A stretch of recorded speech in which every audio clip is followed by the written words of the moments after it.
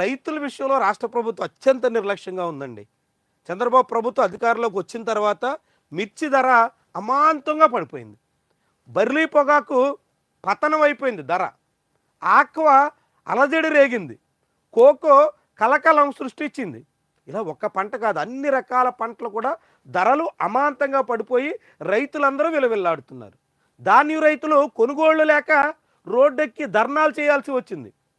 పోనీ ఆ సీజన్ ఏదో అయిపోయింది, ఆ ఖరీఫ్ ఆ రబీ ముగిసిపోయింది.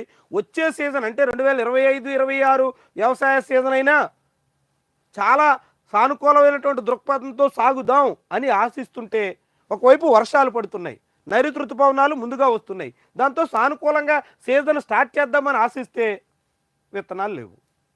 విత్తనాలకు సంబంధించినటువంటి వ్యవహారంలో వ్యవసాయ శాఖ, ఆర్థిక శాఖ, రాష్ట్ర ప్రభుత్వంలో సమన్వయం కొరవడంతో రైతులు ఇప్పుడు ఎదురు చూపులతో గడపాల్సి వస్తుంది.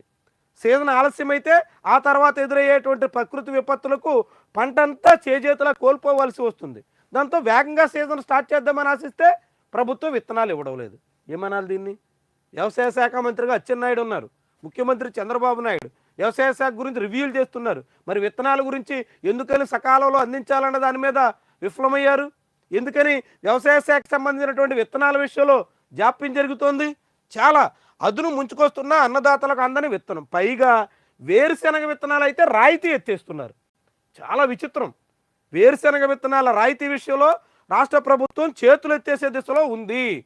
వేరుశెనగ రైతులందరినీ ఇక్కట్లు పాలు చేసేలా సాగుతోంది. పెట్టుబడి సాయం లేదు, ఆదుకుందామన్న చిత్తశుద్ధి లేదు. సబ్సిడీ విత్తన సరఫరాలో సర్కార్ ఘోరంగా విఫలం. ప్రశ్నార్థకంగా మారిన వరి, వేరుశెనగ, ఇతర విత్తనాల పంపిణీ వైఎస్ జగన్ హయాంలో ఈ సమయానికే విత్తన పంపిణీ మొదలయ్యేదని గుర్తు చేసుకుంటున్న రైతులు. 2024-25 సీజన్ విత్తన బకాయిలు 328 కోట్లు. ఆయా కంపెనీలకు పైసా విదల్చని కూటమి ప్రభుత్వం. ఆ బకాయిలు చెల్లిస్తే తప్ప విత్తనాలు సరఫరా చేయలేమంటున్న కంపెనీలు ప్రభుత్వాల మధ్య సమన్వయం లేకపోవడం కర్షకులకి, రైతులకి గుదిబండగా మారుతుంది.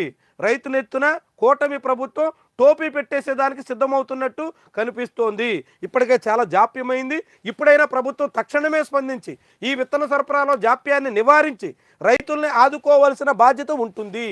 ఇదే రీతిలో రైతుల పట్ల నిర్లక్ష్యం చేస్తే వ్యవసాయం మరింత కుదేలవుతుంది. అనేక రకాలుగా రాష్ట్రం ఇబ్బంది పడుతుంది. దీన్ని చంద్రబాబు ఆలోచించాల్సినటువంటి అవసరం ఉంది.